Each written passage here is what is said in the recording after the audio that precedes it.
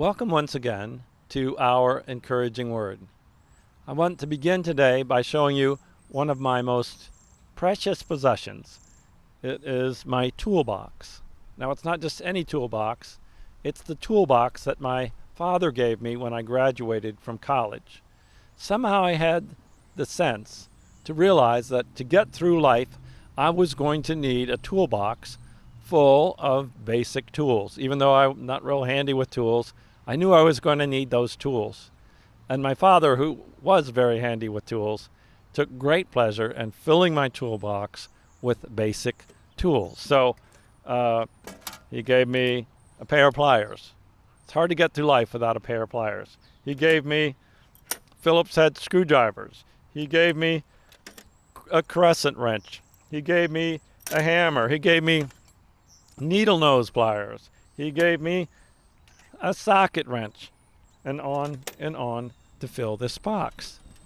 And to my surprise, I have used this toolbox over and over again throughout my life. And it's amazing, but over time I've gotten a little bit better at using the tools and figuring out which tools work best for which jobs. And it was a great thing to have a toolbox to get through life. Now, God has also given us a toolbox to get through life, and it's called the Bible. And it has in it tools which help us at various times in our life, depending on what the situation is.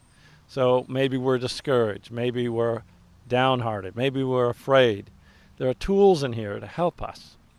So that's one of the reasons why I've been going through the books of the Bible to broaden our knowledge of what's in the toolbox, this toolbox. So today we're up to 2 Kings chapter 6, verse 16, and we need to set the story for this verse. In those days, Elisha was the prophet, and his country, Israel, was being threatened by the Arameans. And the Aramean king would make plans to invade and take over, but God would tell Elisha what those plans were, and Elisha would tell the Israelite king would be prepared, and the Arameans' plans would be thwarted.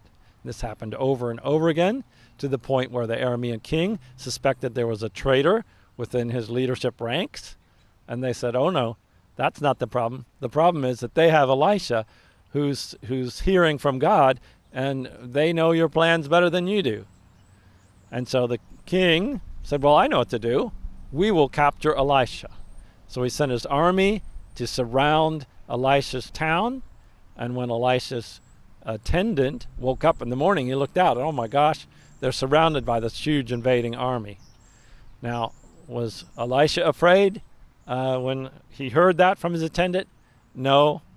He said to the attendant in verse 16, do not fear, for those who are with us are more than those who are with them. Well, who are those who are with us? Well, it turns out it was legions of angels riding on chariots of fire. And the rest of the story is a lot of fun. Elisha prayed for that invading army to be blinded. They were blinded. He went and led them blind into the clutches of the king's army. The king, the Israelite king, said, what shall I do? Shall I slaughter them all? And he said, no, we've captured them. You don't slaughter people you've captured. He prayed for the army's eyes to be opened. And then he said, let's throw a feast and send them home. And that's exactly what happened. They threw them a feast and sent them home embarrassed, humiliated, and they never came back again. Greater are those who are with us than those who are with them. That is the encouraging message that we find in God's toolbox. When we're discouraged, when we're afraid, when it seems like the world and the evil of the world is winning, no, greater are those who are with us than those who are with them. This is the encouraging word of the Lord. Thanks be to God.